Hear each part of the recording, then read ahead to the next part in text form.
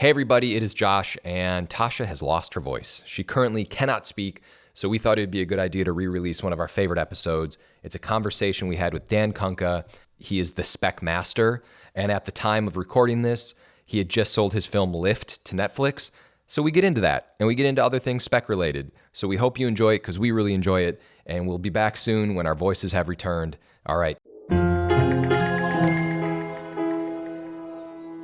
Welcome back to the Act Two podcast, a podcast for the real-life working screenwriter. I'm Tasha Hugh.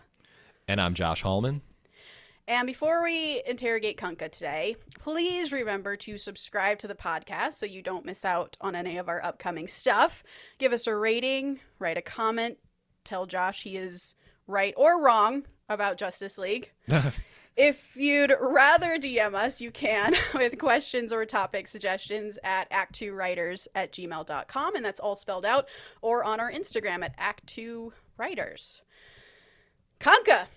Hello. I often forget what your first name is because I never call it to you.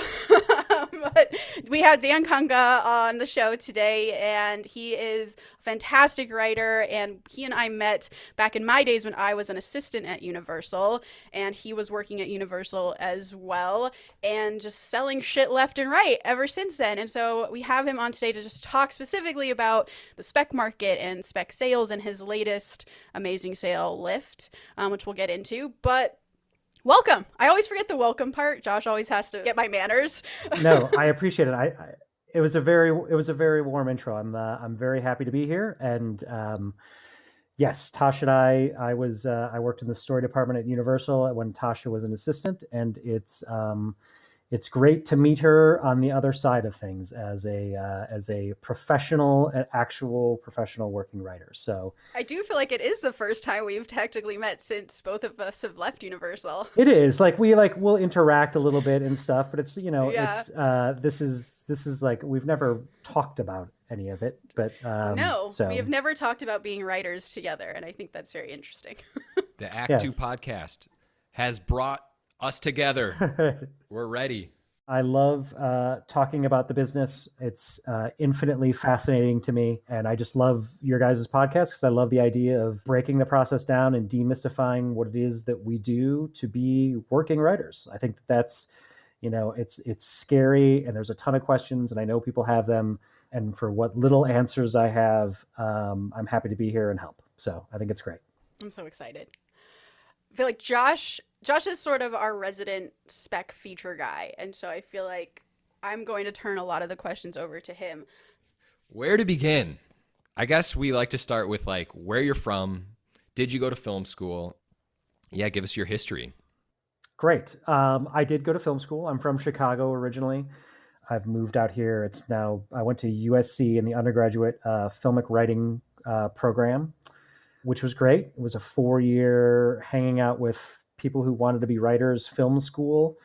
But I sort of went a different path outside of school. A lot of my friends just tried to be writers and do other things and work at video stores. And I started working at Universal, which is where I met Tasha. But I worked at the Universal story department for several years, not reading or not doing coverage, but sort of helping to manage the readers and distribute scripts and things like that, which is where I like to say I got a lot of my real education. I think that's where I started to really understand not just scripts and what made a good scripts and read a lot of scripts, but also started me down the road of getting into the business a little bit and seeing how things got passed around and how scripts became sort of popular and got sold. And then from there, worked as an assistant for a while, worked for a producer for a while, sort of made my way through the ranks and back and forth at Universal for a little bit. And then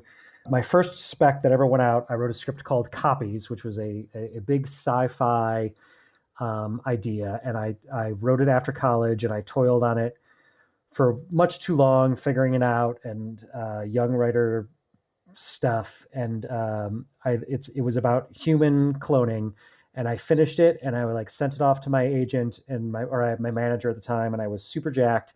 And I went to the movies and I saw a trailer for The Island with Ewan McGregor and Scarlett Johansson. And it was literally the same movie. And I was like, well, oh, no. Fuck this. So that script went out and it didn't sell. But my manager was good at sending it out for me anyway.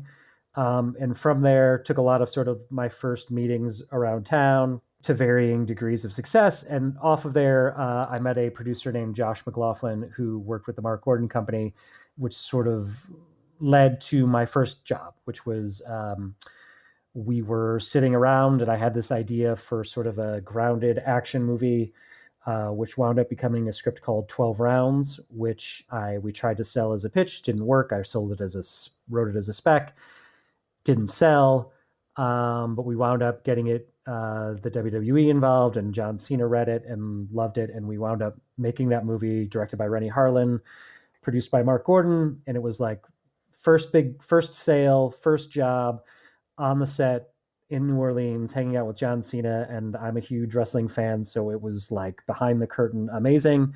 And that was kind of like that was it. That's how I got into the Guild. That's how I became, quote unquote, a professional writer. At what stage did 12 Rounds come in? Like, how long had you been in the business? How long after college was this job? This was 7 years. I mean, I was at the point where I had a good job at Universal, but I was really considering, if I want to work in an office, should I just move back to Chicago and work in insurance? Copies was actually it was a big sci-fi, like, again, grounded sci-fi cloning, but it was like a big kind of fun summer movie. And it was something that I really wanted to do. Again, sort of ran into parallel development in movie making, which happens. But that script gave me just a little bit more life. And then, 12 Rounds didn't sell as a spec. How long did it take you to write 12 Rounds? Do you remember? I think I did like 2 terrible drafts and then finally got into decent shape. It probably took me, at the time, it probably took me way too long. I would probably say 8 months probably through all of it, just because I had a job. I wasn't super focused and really hadn't figured out that part of it yet, I don't think. How did you get your manager or agent? So I had my first manager. My first manager came to speak at USC. And I will say, I know there's a lot of film school discussion. Mileage may vary. I liked my film school. It was a great experience. I think I learned more working in the business after college than I did in college. But I will say that my first manager came and spoke because he was a young manager, and he signed Jamie Vanderbilt and Josh Schwartz were both in the filmic writing program, either a year or 2 years ahead of me. And this manager found Jamie Vanderbilt, and Josh, I think, went a different way, but ended up repping with this. His name is Mikkel Bondesen. But Mikkel sort of found Jamie and sold Jamie's senior thesis script, Independence, Missouri, 3 days before graduation. And so he came to class to talk to the class, but I think also to troll for clients. And I had just finished my senior thesis and I sent it to him that day, and he called me back, and we kind of worked on it, and he kind of signed me off of that and helped me develop copies. And so, so we were able to do that. And then he was the one who repped me through copies and then, through 12 Rounds in that development process. So you did not have an agent during the time of Red? I did not have an agent. I did not have an agent until I signed with ICM, who repped Rennie Harlan on 12 Rounds. I signed with them after the movie was made. Gotcha. When you reached out to him, were you nervous? Were you like, hey man, you just spoke in our class, here's my script? No, I think I was an idiot. I think I didn't know any better. So I think it was actually kind of helped me. And my senior thesis, to be fair, was way too heady, but it had a really strong first act. And I think he read the first act and he called me up and he's like, listen, I don't like anything after this, but he's like, the first act works. And it did. I got lucky. But I didn't have the chops to tell a full story, but I told that part of the story, I think, very well. I feel like I want to do a whole other episode on the process of 12 Rounds, though that's not our topic today, but just because I want to hear about Cena and I want to hear about that. Just first movie that you sell and then first movie that you're on set with, just all of that coming together. It was an amazing experience. I'm still in contact with actors on the show and the producers. We're all friends still. And it's everyone's just 12 Rounds, that was a good one. That's cool. It was an amazing experience. It felt like I was primed and ready to take over Hollywood. And then like I lost health insurance within like 6 months of the movie being released. I was like, am I ever going to do this again? So Can we kind of talk about that period a little bit? Because that is always, I feel like so many people think they're going to make it when they just sell their thing and then they're just going to skyrocket to the top and it's never going to stop. And we both know that's absolutely not true. I had to come back to Universal at one point and work there in the story department after leaving. So it happens. Let's talk about that. yes, I am now, I'm a WGA mentor, and like my mentor class, everybody had just joined the guild. So they were in usually their first sale, and then like getting the insurance and coming on, and everyone sort of has that lull after that momentum drops down, right? Like movie came out, it wasn't a big sale. 12 rounds wasn't like a huge spec auction. It got set up. WWE's not like a huge movie producer. Cena was not Cena yet. The movie comes out, you get paid for the movie, you get residuals, so you've got money coming in, but you're not making money writing, so you're going to lose your health insurance. And it's easy to get caught up in your own hype and then to just lose focus for a little bit, and suddenly you're behind the 8 ball, right? You have to go back. I was still working. I was moonlighting at Universal for sure, I think, during this time too. What do you feel like was the hardest part about finding another job? Why is there a lull? I think there's a lull because I think that there's an inherent moment where you go, oh, fuck, I made it. And like I went to set. Like it wasn't like I sold a script and nothing happened. Like I was on a roller coaster for 6 months. Like they brought the script in May and we started shooting in October. Like it was fucking crazy. One thing that happened to me was that 12 Rounds was a very specific script. It was sort of a contained action movie, and like Taken had just come out, so there was sort of that mojo. And coming off of 12 Rounds, I tried to sort of hit that needle again, but it wasn't me. I think I was trying to fit a box that I had found success in that I thought I could go back to, but it actually wasn't really what I wanted to do. And so what wound up happening for me is, I knew my health insurance was running out. My wife was pregnant with our first baby, and it was the summertime and nothing had come, and I'd maybe written a script that didn't sell, or there was a pitch that I didn't get. And like the momentum was done. Nobody cared about Dan Kunka anymore. What do we do? And this kind of goes back to the topic of today, which is writing that spec. And, I sort of had to start again. And so I said, I've taken some time doing these action movies that maybe aren't, that I like them, I enjoy them, but maybe aren't what I want to be. I want to write sort of big PG-13 sci-fi, tentpole, fun, family, 4-quadrant movies. And so I sat down and I had a piece of paper and I wrote out log lines. And I wrote the words, there's going to be an alien spy or a human spy on an alien planet. And I said, that's a good idea. And I said, okay, this is going to be a spec. I'm going to write this. It's going to be like a Cold War thriller. We're going to send a human to an alien world like ours, and he's going to be working in their like State Department or whatever. And he's the man on the inside, and shit goes bad. And I said, I'm going to call it Agent Ox. And I said, if I wrote 30 pages before my son was born, I knew I could finish it. And I did. I think I wrote up to page 28. My wife had a baby. They would go to sleep after one of the late night feedings, and I would write from like 9 to midnight, and disperse it out through the days. I finished that script, and it was a big idea, and I knew it was a good idea. And it was like I basically said that I was going to take one more shot, but if I was going to take one more shot, I wanted to take one more shot and write what I wanted to write. And I know that Tasha and Josh, I've heard you guys talk about it, being true to your vision or just having a voice of what your point of view was. And this was mine. And so marrying sort of a high concept idea with something that was, grounded and familiar, like a spy story, and it sold. And it was my sort of first real like spec. 12 Rounds was technically a spec, and I guess that's technical, but this was my first time in the actual process of let's send a spec out on Tuesday and sell it by Friday. I was nervous and didn't know, and I could be doing a lot of other things, but it went out on Tuesday and Sony bought it on Friday night at 8:30. Wow.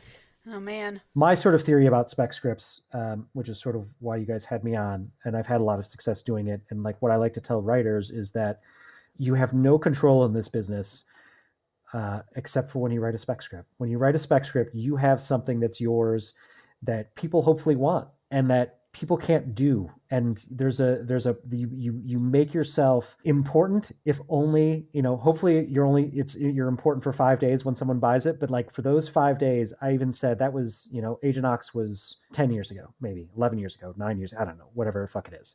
And I sold Lift 4 weeks ago. And when Lift went out on a Tuesday, I tweeted that it was like, I've done my best. It's gone out. I'm nervous as shit. I'm super excited. You have like a buzz inside of you that I'm addicted to. And I think that it's like, I've had it go bad. I've had it go good. You never quite know, but nothing beats that moment as a writer, because they want, like, people actually like call you directly and want to be in business with you and like want to do things. And like, you actually feel like you have some sort of control over your job, even if it's only for a week. It does so much for you. I think, again, and just, I'm cutting off questions that you may ask later, but for me, writing spec scripts is about keeping yourself relevant in the business. Because I think what happens is you write 12 rounds and you go away and you're on a set for six months, right? You don't write anything, and memories are short. Like, people read you, they know your name. Maybe they call you for something, but if they're not calling you for something, they're getting 6 other scripts a week. Like, it's easy to forget who Dan Kunka is. And so every time that, it's kind of a cycle where if you sell a script or sell a big spec, and then you're able to book a job off of it, and we can talk about how open writing assignments and other things too, and how much time they take and blah, blah, blah, blah. But the long and short of it is you sell a script, you kind of go away. And unless that movie gets made and people know you because you become a movie making entity, which sort of breaks you into another stratosphere of writing. If you're just a working writer who's selling ideas, selling scripts, if you're not reintroducing yourself to the business every 18 months with a new piece of material, it's really easy for them to forget about you forever. Yeah. And when they forget about you forever, they're not calling you for jobs. And then you just have to get like a real job. And I don't ever want to do that. So I don't ever want to do that. I think I want to go back and kind of talk about that first spec sale, and then also talk about the process with Lyft, and just sort of talk about also how those two things are different. So your first spec sale, I love the story that it was kind of inspired by the fact that of need. And I think spec writing in particular comes from this place of writers doing exactly what you're saying, needing to control our careers, needing to control our destinies, needing to make our rent. So after you did Agent Ox, what did that process look like? Did you send it to your reps and they like hated it, they loved it, they immediately wanted to go out with it? What did that process look like? They were high on it. I had just signed with ICM and I had cleared with them what the idea would be. And everybody was on board. And if I remember correctly, it was the first draft ended up being pretty much what, there was a few revisions, but pretty much what the draft we went out with. So, wow. Yeah, it was just a clarity to it. I think there was some things that I had to clear up and other things, but I think I was able to present a big idea. And, first acts are so important in specs. Like, it's just, you set up everything. It's the time that people are going to give you is a first act. I mean, usually it's less, but if you can get to a first act point where, I had a really great end of first act beat that was like, oh, I know what this movie is going to be. This guy is going on the run because they think he killed this guy, and it's on a planet, and I get it, and it's a spy movie. So a lot of those big idea sales things were all there, which I think obviously helped. My agents were excited about it. And then it's funny that you like talk about, comparing the process for this spec to Lyft, like pretty similar. It was funny after Lyft.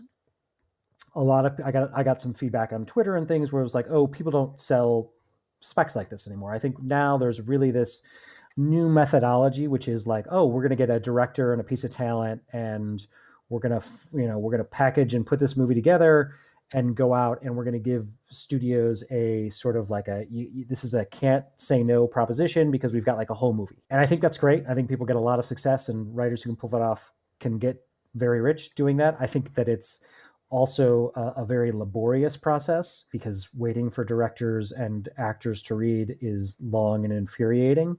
So I also think that you need sort of a really strong producer element that can help drive that. when you're putting your scripts together. Can you talk about why that's important and maybe give examples of what it means to be a good producer in that aspect? As a writer, what to look out for? There's very few producers who I think can talk a lot about doing things, but there are certain producers in town, and I think you can sort of consistently see them setting up projects, putting movies together, working with people who are making movies that are just on another level because they're actually doing the things that need to be done to make a movie, I think.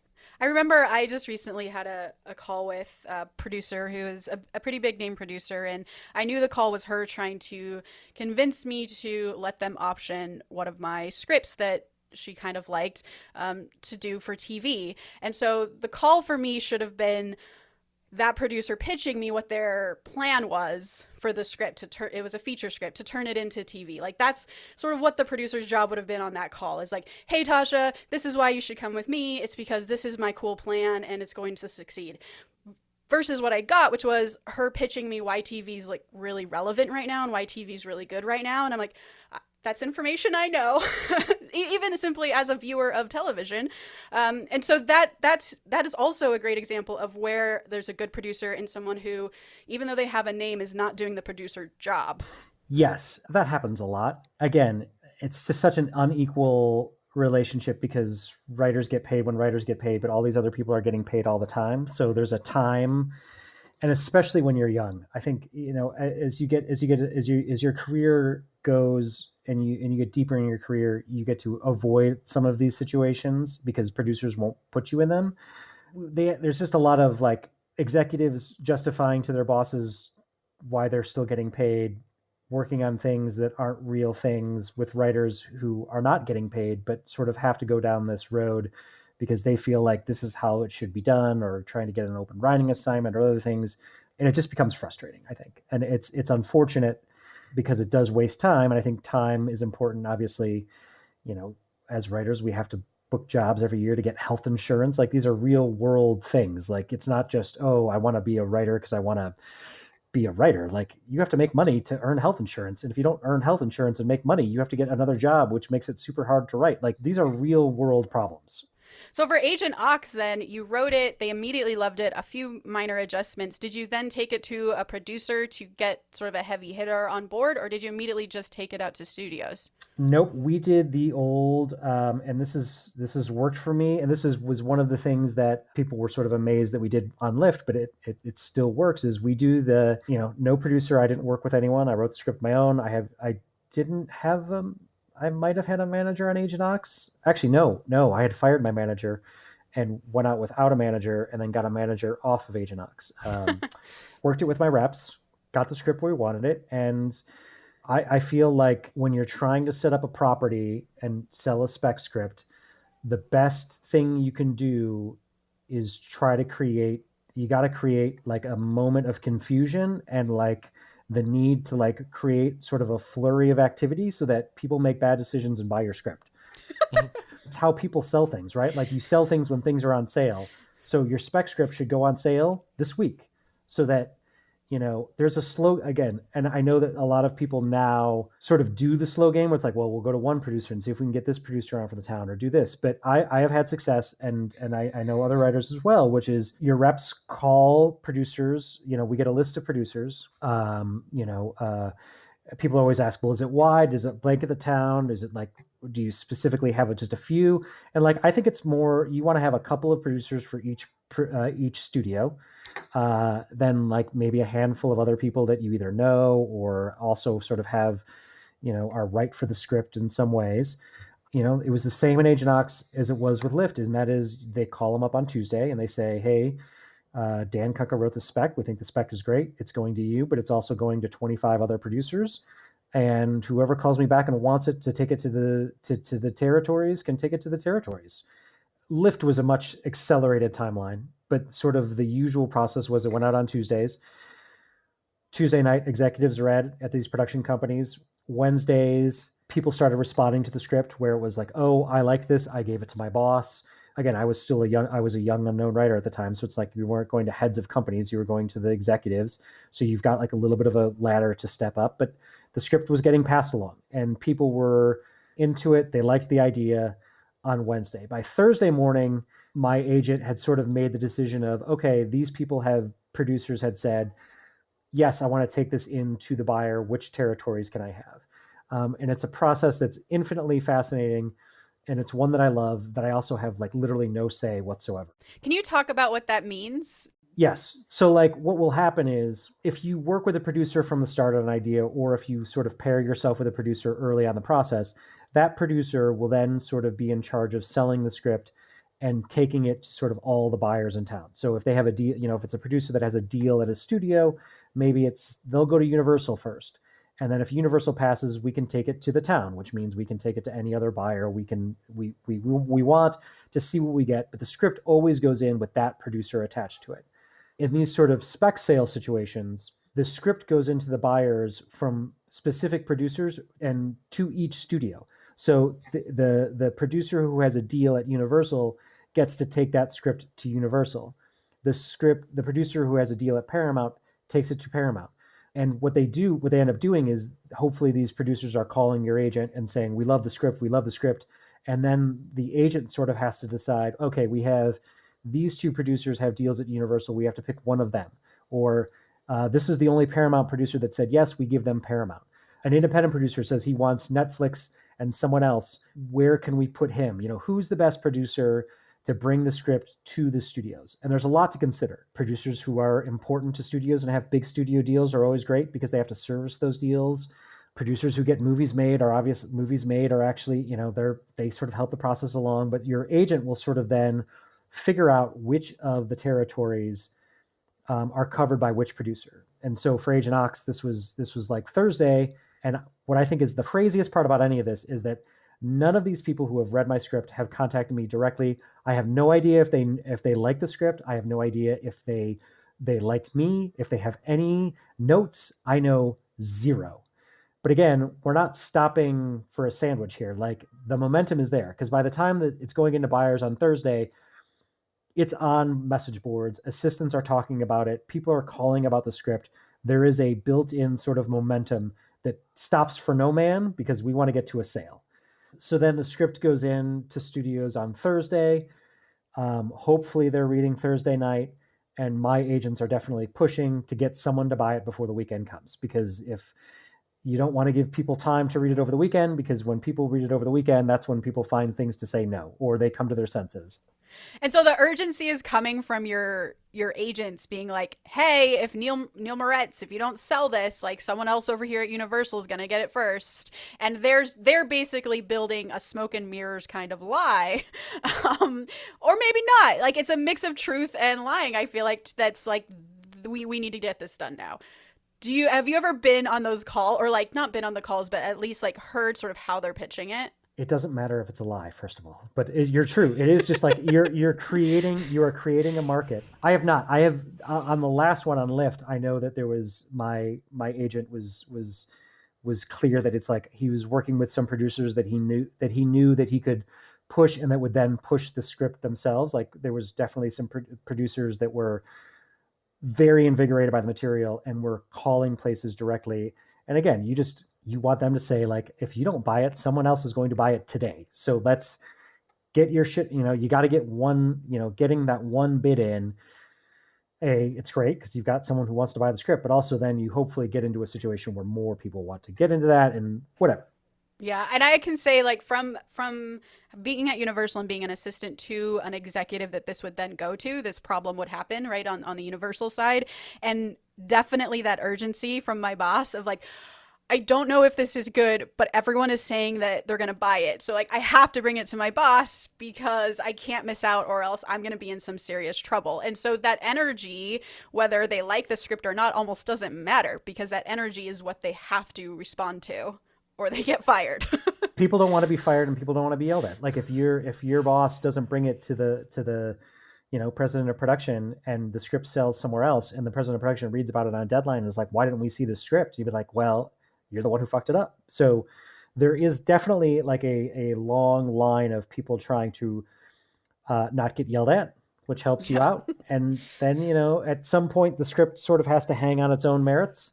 but you sort of want to get it to that spot where, people are making those decisions. And I remember Agent Ox. I mean, I'm always a nervous wreck, but like, it was my first one. My career was on the line, and like, I was a nervous wreck. And by like Friday, I mean, I was working at Universal fielding calls. And like by Friday afternoon, it was like, we think an offer is coming in. Oh my God. We think that but there was a little bit of, deal making, which is like, again, business affairs doesn't call until the very, very last moment because they know you're desperate. And I honestly think that they called at it was at least after 6, because I was almost on the way home, I think. And like they called at 6, and then there was maybe a counter offer at 6:30, and I think it closed at like 7:30 on Friday. So wow, what was that ride home like? What were you thinking? I had dinner plans. So I was on the way home, trying to get home for dinner. And then we were like trying to find a sitter. Agent Ox was a long, complicated story, but it was just, you just try not to be excited. You can't help but be excited, but you try not to be nervous. You're at this point where you think that it's coming in, and you just try to focus, try to figure out a way to get through to the end. And then it just happens. And then like, it's not even like a relief. It's just so like, I think every time that it's ever happened, you just get off the phone and you're just like, I just can't believe that. That was just like 4 crazy days, and this just fucking happened. And like, holy shit. And then like you tell someone, and then they're just like, inevitably everyone else is way more excited than you are. At least for me, like I think I get like, I don't know if it's nerves or if it's just like your body is still like in that sort of self-preservation mode where you won't allow yourself to be happy. Yeah. Mm-hmm. There's a sense of like, it can't be real.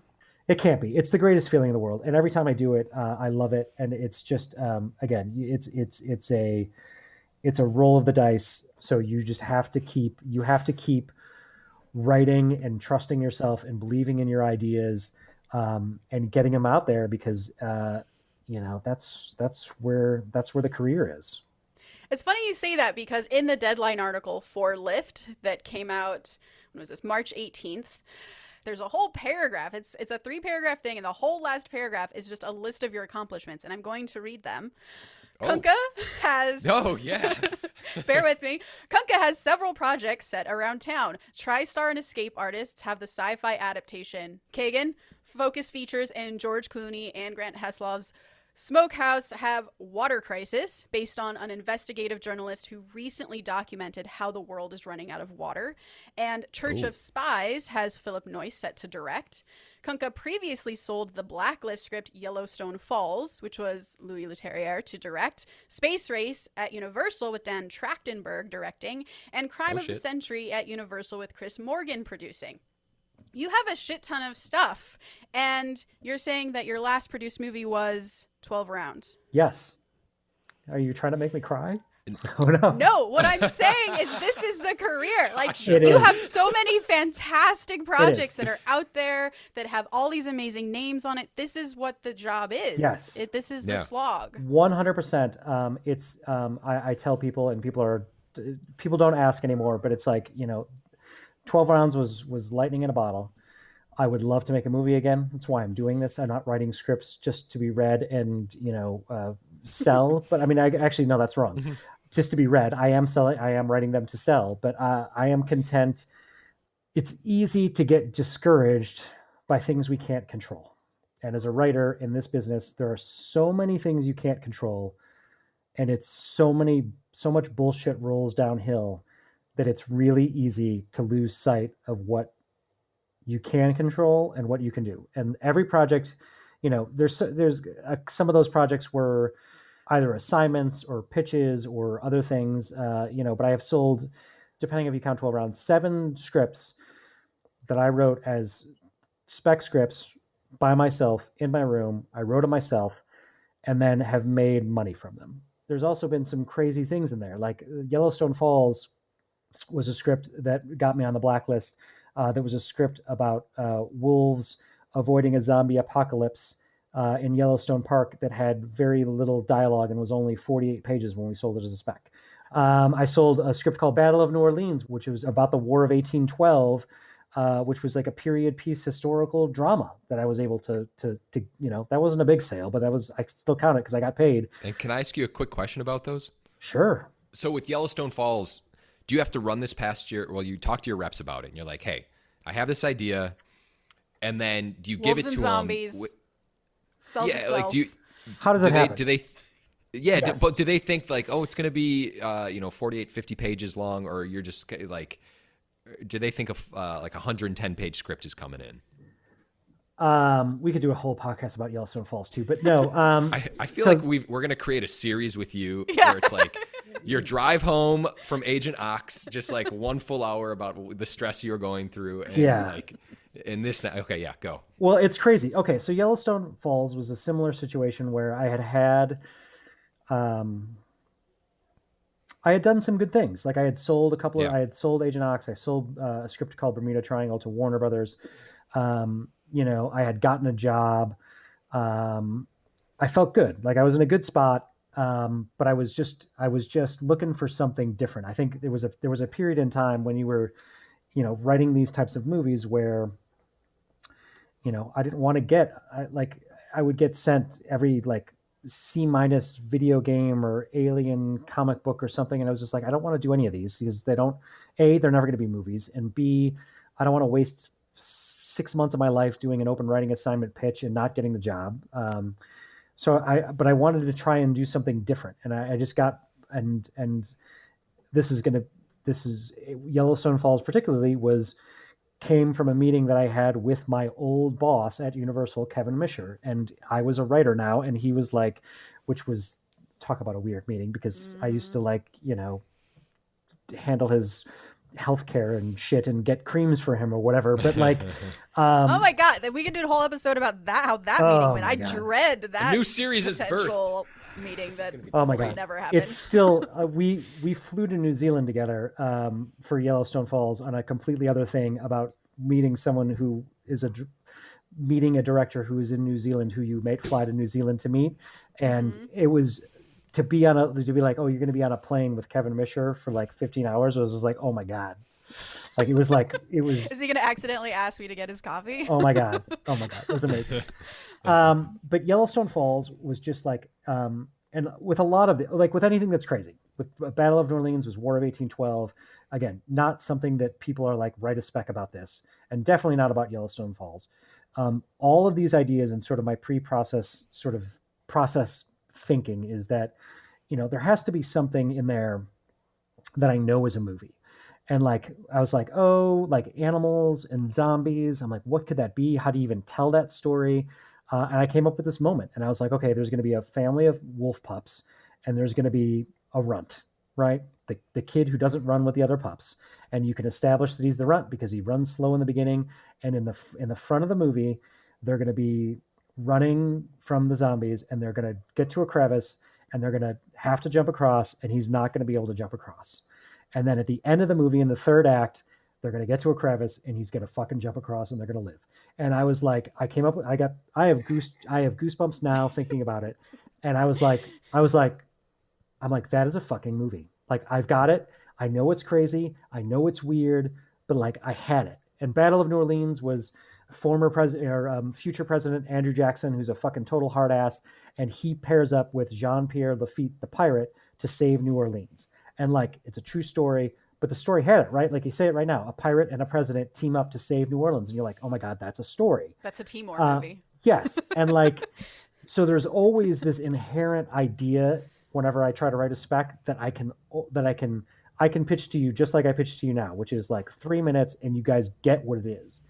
Yellowstone being short, there was just a lot of things that led to that, and where I was like, I knew that I was writing something weird, so it couldn't be weird and long.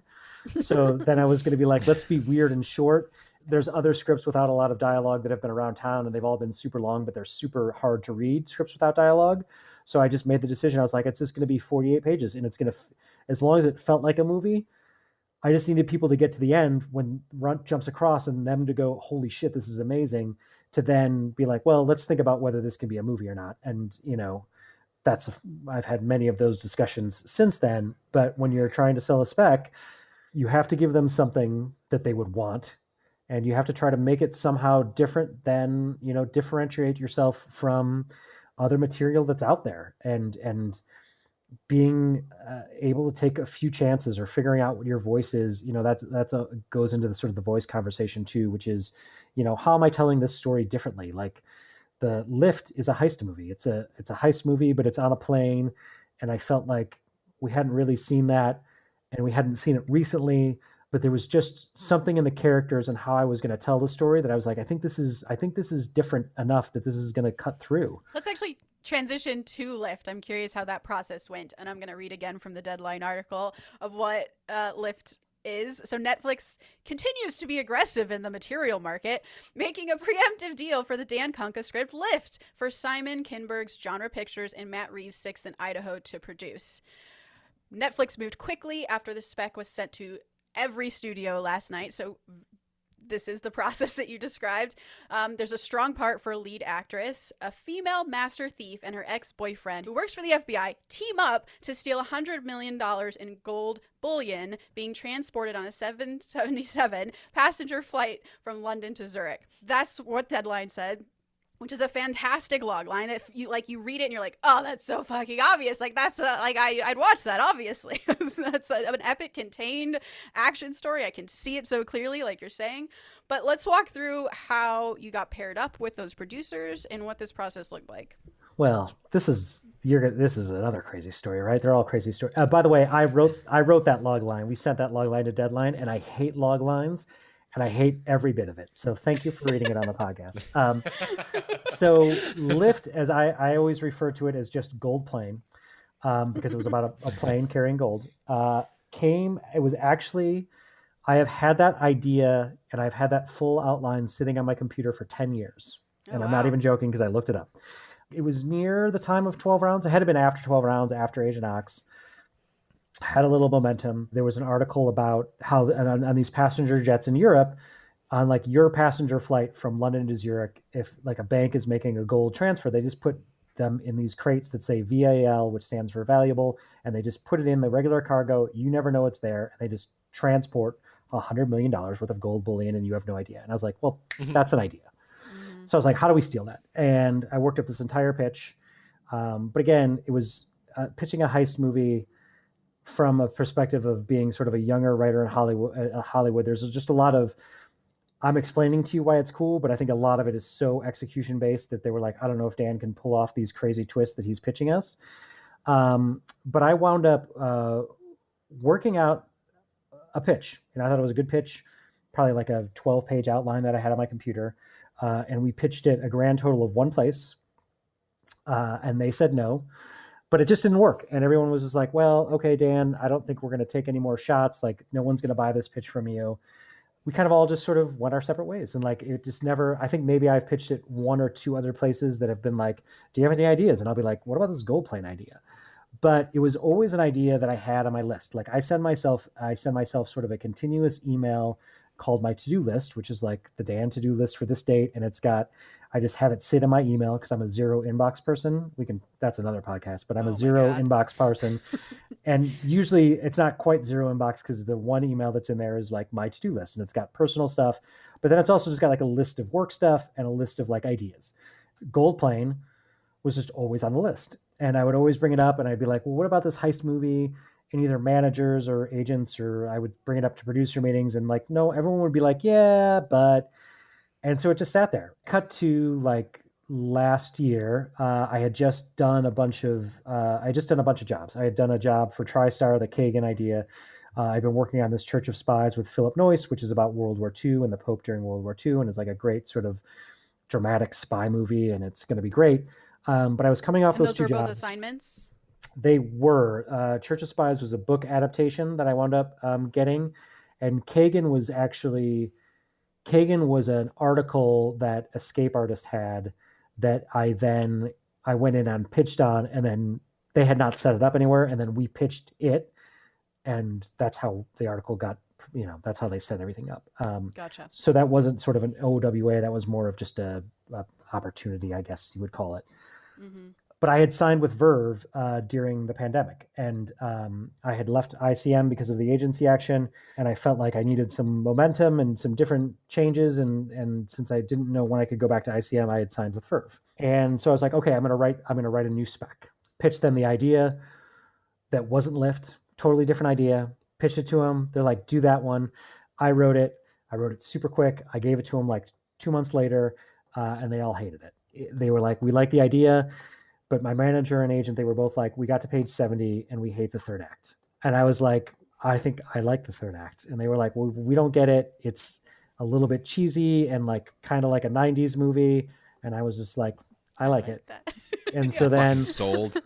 Right. And like, we just got to this point. And I think, again, in my younger days, I would have either fought it or I would have like taken their notes and made it something there wasn't. But I was like, I'm not taking your notes because I think your notes are wrong. But you guys clearly don't want to go out and sell this. And it's the first one. And like, I'm like, I don't want you to half-ass this. I'm like, let's just table it. So I literally just tabled it, wrote it 3 months of my life. And I was like, fuck it. I'll write it next year or I'll figure it out. But then one of my friends sold like a big script and I was like, shit, I got to write something. Like when my friends do stuff like that, you're like, I see that announcement and I want to go and I want to do something. It was Red Sonja that got me motivated. Shut up. It was around that time. It was, I'm not going to lie. And I looked at my list and I said gold plan. And I was like, let me fucking open up that document. I opened up the document, again, 12 pages. I read it over and I was like, fuck, this is good. And I was like, you know what? I gender flipped the main character and made it a female lead because I felt like we hadn't seen a female Daniel Ocean except for Ocean's 8. And I thought that movie wasn't the best. And so I said, let's make it a female Daniel Ocean. And she's a young badass. And she leads this heist, and the boyfriend aspect was the same as it was, just sort of flip-flopped from what I originally had. And I was like, fuck it, let's go. And I started writing it on November 15th is when I opened up the document, and we sold it March 15th. So it was 3 months from like starting writing it to selling it. And the script was, I would say, 95% of the outline that I had from 10 years ago. That's insane, Kunka. I cut stuff out. And then I massaged a few things to work. And there was parts where I said, this happens. And then I had to actually figure out what it was happening. But it was just there. And I was just like, you know what? It's fucking gold plane time. Like, fuck it. I think this is going to work. And was it called Gold Plane? Oh, I wanted to call it the Gold Plane Heist. They made me change it. And then luckily, I hated all the titles we came up with. And luckily I came up with Lift because it was like lift of a plane and like lift of a heist. And I was like, well, that at least is not dumb. So we went with that. I always worry about giving advice to younger writers because I think that there is definitely like, as you do this more, you become more confident. And then also there's just sort of people don't bullshit me. Like like you get bullshitted when you're a young writer, right? Like I turned this in, my manager had some notes. I did sort of a quick pass from my manager. It went in, but it was like, everyone loved it. And I was like, this is it. This is what we're doing. And like, I knew that I had them and I knew that I had them in the script. So I was sort of in charge of that moment. And I was able to say, let's go and do this. And you let them know, you're like, hey, this other script didn't really work out. I have the gold plane. I'm going to do this one. I'll get back to you in, 2 months here. Let me just drop something on you. Yeah. I was like, I think we just like had the call and I was just like, all right, well, fuck it. And then I was like, I've had this idea. I told them what the idea was. Everyone's like, a fun heist movie like Ocean's 11 or Italian Job sounds like something buyers would be into because they want sort of positive stories coming out of the pandemic. I said there's a franchise appeal to it, which everyone obviously loves. I don't even know if that's true.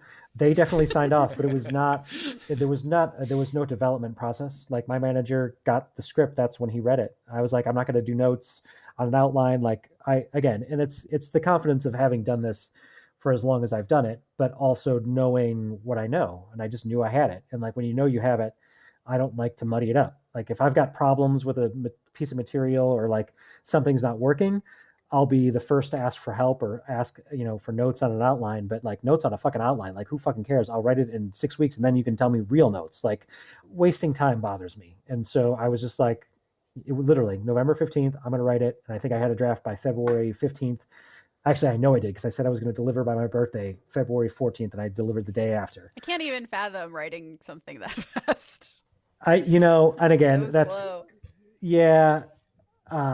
It's just, I think this one came quick because I've been thinking about it for 10 years. Like, it's not like it was, I would come up with, every 3 years, I'd be like, what about Gold Plane? I'd be like, oh, remember the twist of Gold Plane? Like, I knew the twist. When I got to write the twist at the end, I was like, thank God it's been 10 years. Like, and it finally fucking works. And it works. Like, I didn't know it was going to work, but it's like, it's cool. So cool. So, Tuesday rolls around. They're like, Yes. we're taking out, not the Gold Plane. Yes. Lift is going out into the world. So can you just kind of talk through that process? I mean, Sure. I'm pretty sure it's similar to Ancient Ox, but It was, it's different. I'd never been with Verve before, so I didn't quite know how they did things, but like we had talked about it. People were going to be out of town, so it got delayed. Like Monday came around and I emailed my manager and I was like, hey, are we doing this? And he's like, yeah, we're going out tomorrow. I was like, oh, okay, great. And everyone's excited, but I think again, they're professional. They've been around. Like no one is like, we're going to go sell this. Everyone's like, okay, we're going to do the job. And I trusted them. They knew that this is what I expected. They sent me a list of producers on Tuesday morning. I thought the list was great. I put a few names on there of people I knew. Everyone was sort of covered, and they say, and again, it's so exciting. You're so nervous and excited all at the same time, but like you literally haven't, it's like, you're not involved in any of the process. Like in getting information from my reps, I'm always the last to know everything because like they're dealing with it so quickly and whatever comes in. So they said, okay, we're going to make our calls Tuesday afternoon after lunch. And I said, okay, great. I was a nervous wreck. Tuesday comes around. You have the moment where it's like, oh man, I'm going to find out if I'm still a viable person around here or if I'm not. They told me Tuesday at 6:30, everyone has it. We'll see what happens. And then I got a text at like 8:00 from a producer who was like, we love this. What's the plan? And then we got like 2 other responses that night. And it was great because I was nervous, and it's always good to get good. You're not going to get someone. yeah. Everyone will pass in the morning, but at least we knew we had a couple of people who were willing to take it in.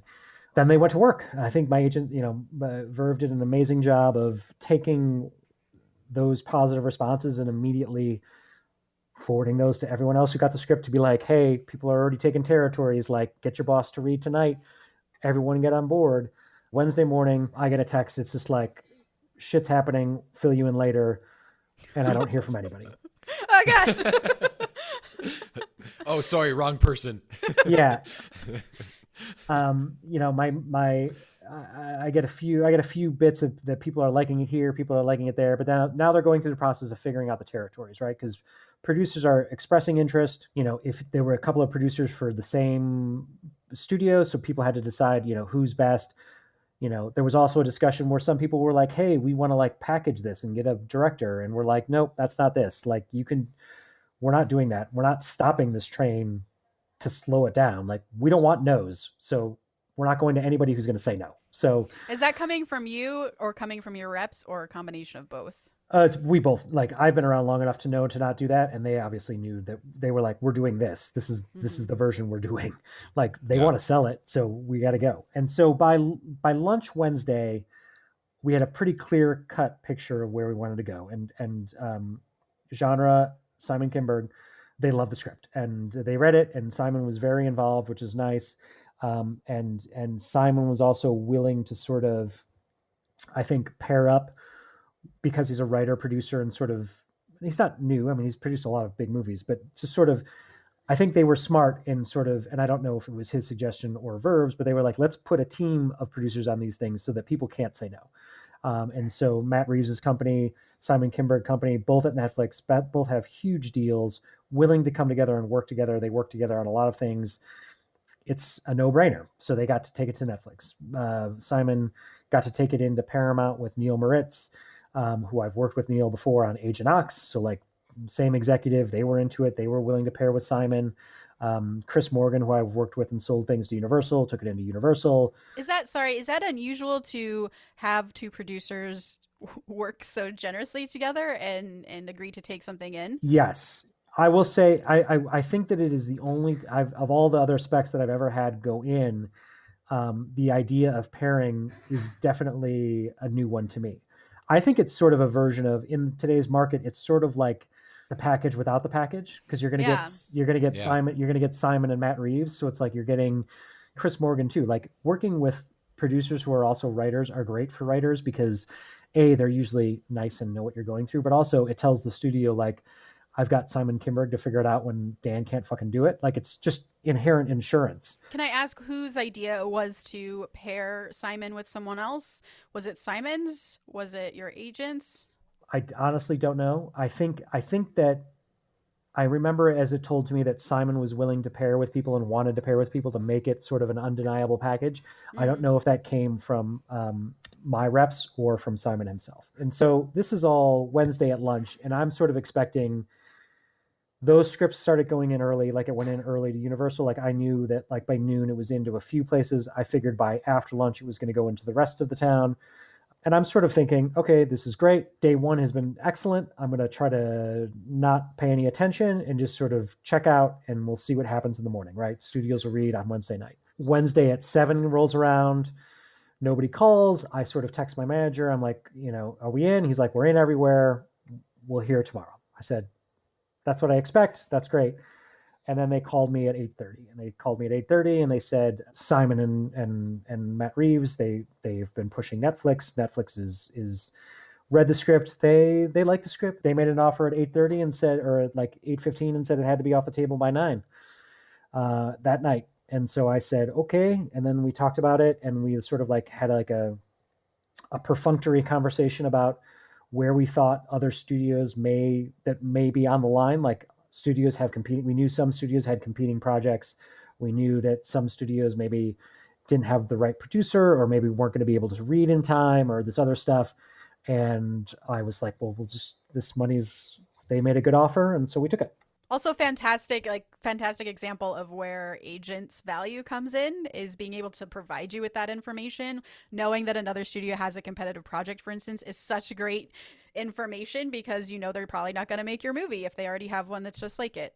There was like, we thought that there was one place that we felt good that they would make an offer, and one other place that was good but maybe not as strong. And with that information and offer in hand, take the money, honey. So we did. And it was done. It was done, like I said, at 9:00, and then the deadline announcement hit by 11:00 the next day. And my week's worth of sale was done in just under 36 hours or whatever it was. So wow. I have anxiety with you just telling that story of what pretty that week crazy. That's exciting. Yeah, it's never been like that. It may never be like that again, but it was like that once. So, it's great. But I will tell this, and again, I know that we've talked a lot about spec writing and why specs are important. And again, I've had good success with them, so it's easy for me to say this, but also, like, immediately after that, 2 or 3 dead projects are certainly not dead anymore. People are like, we've reattached directors. We've found projects at studios that had gone dormant that maybe come backing now, Sure. It helps get your name out there. It becomes, part of your brand. And I think almost most importantly, it's like, I had another idea that we were going to pitch right after this. We were going to sort of tag team and do a spec and then a pitch. And after it sold, I was like, fuck it, I'm just going to spec it again. So I'm like, I don't want to deal with it. I don't want to go, like, it's just as much time to pitch it.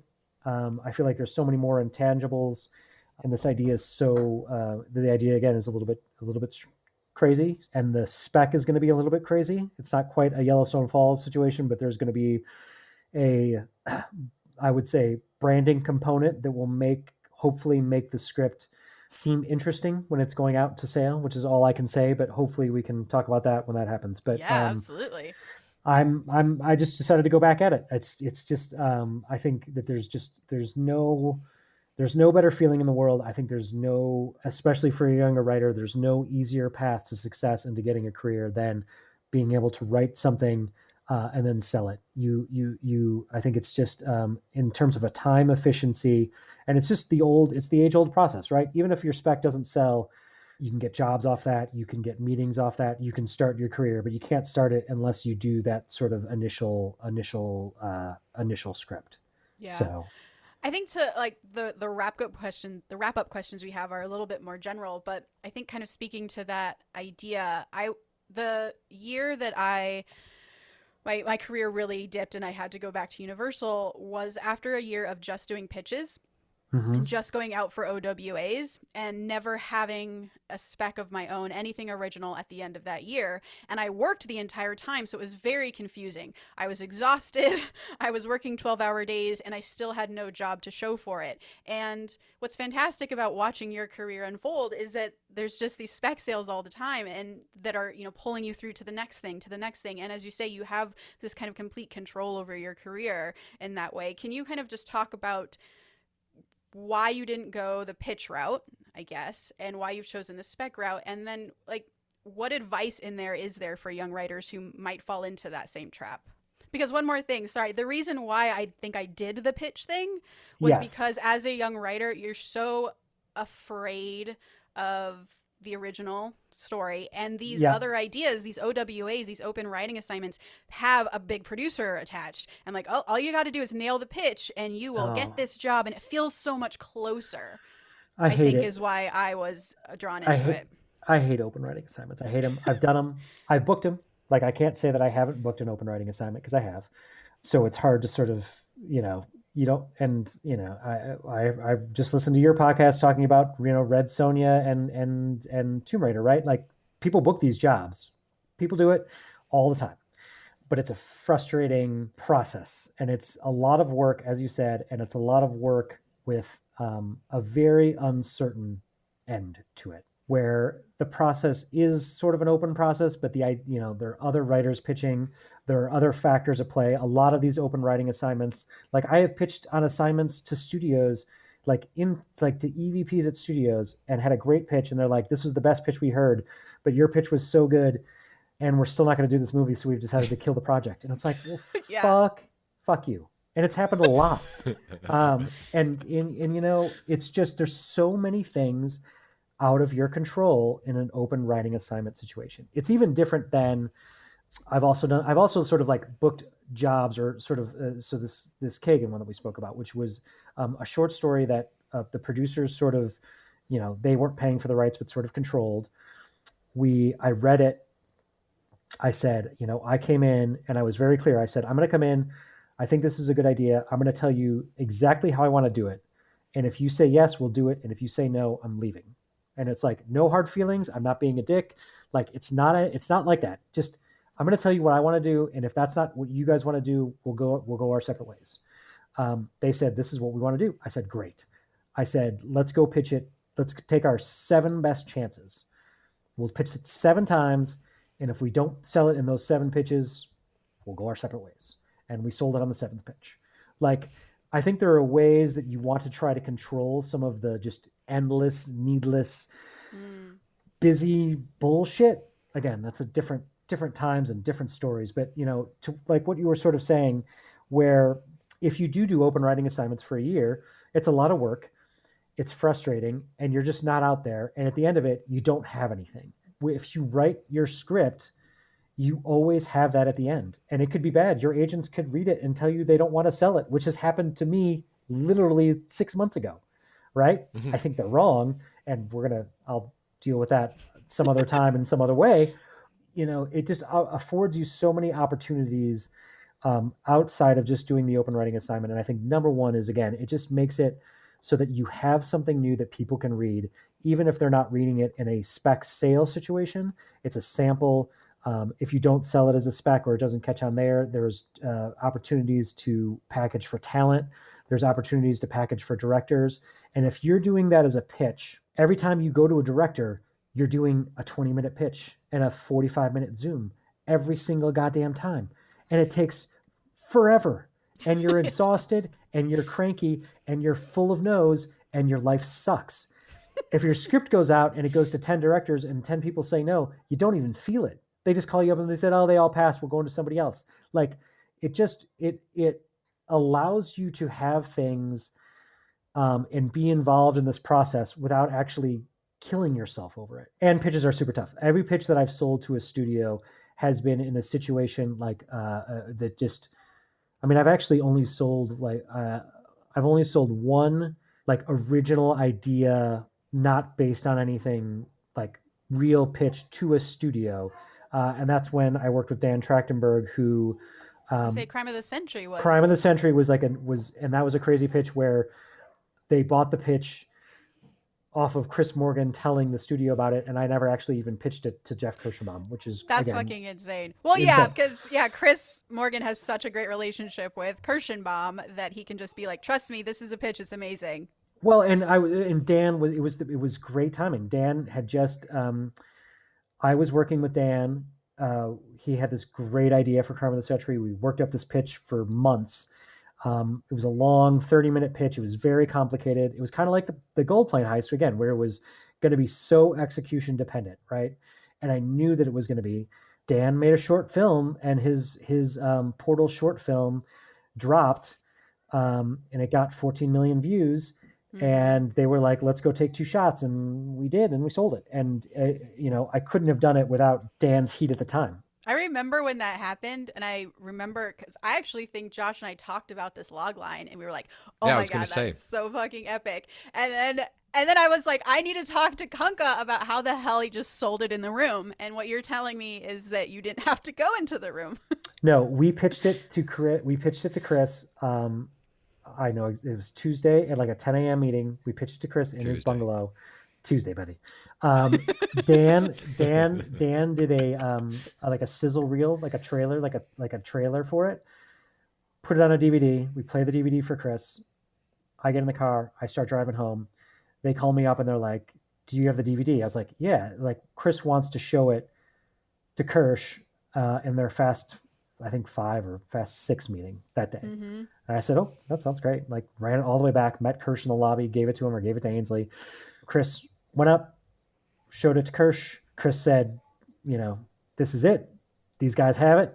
And they said, "Okay, great. Let's take it off the table." And they did. And that story makes me so happy. It's like, I know I sound like such an asshole that this stuff happens to me, but like, again, especially that like you worked at Universal, just you had relationships with all those people, just that. I mean, we can talk about that too, Tasha. Like, I still think it's more of a detriment than a helper throughout all my dealings. And I've had by now most people at Universal are gone, so maybe it's just I'm shitty and they don't like me, but like they're not bad experiences, but I always feel like, especially when I was closer to having worked there, that there was always just like, "Oh, you mean Dan from the story department," rather than Dan the writer.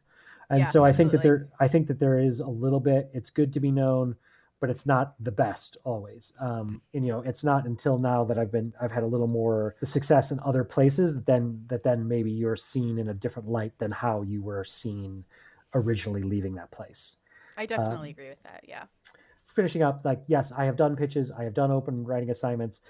But again, I just think the control that you have and how your script can travel without you is just, it's just fundamentally important to not only starting your career, but keeping your career going. Because if you're not going to make a movie for 12 years and can still be on a podcast with Tasha and Josh and talk about your career, this is I am a working writer, and you want to be, if it's a good life and it's a good career and you want to do it and you want to keep doing it.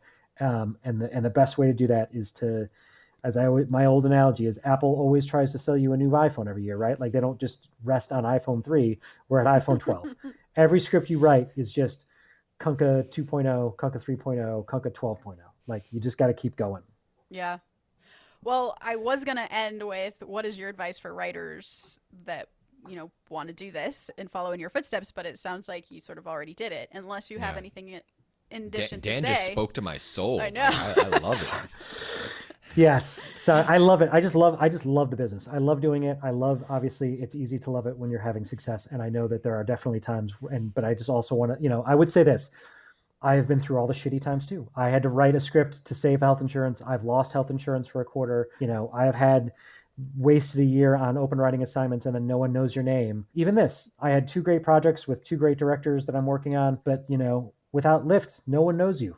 So I just, my word of advice is find that great idea and then write the shit out of it. And then good things will happen. I think you are speaking to Josh's soul. Oh my God. I'm going to just lay back. All right, I will take us out with the quote of the day, but first, Kunka, thank you so much for coming on. This was actually very inspirational for me as well. I feel like I want to just go immediately write my new spec. Tasha quits her jobs and she goes to her next spec. She's like, Tomb Raider will make itself. We'll figure it out, you guys. You got an outline. All right, a quote of the day. The road to hell is paved with works in progress. Philip Roth. Yeah. Please remember to rate and subscribe. Follow us at ActTwoWriters for more awesome writing stuff. You can follow me, Tasha, at Story Thursday on Instagram, on Twitter at Tasha 3.0. You can follow me, Josh, at Joshua Hallman on Twitter and Josh Hallman on Instagram. And Dan. Yes, you can follow me at my Twitter, Unikunka, Unikunka. And it's Unikunka because I was an intern at Universal. And when I had a college email at USC, no one could email me during the day. So I said, you could email me at Unikunka when I was at Unikunka at work at yahoo.com. And literally, it stuck with me forever. So there you go. Unikunka, he has a great Twitter. You talk a lot about writing too, which is always fun. As always, guys, the Act Two podcast is a production of Act Two, a network and support group for the everyday working screenwriter. This episode was edited by Paul Lundquist, music by 414 Bag, which you can find on Spotify.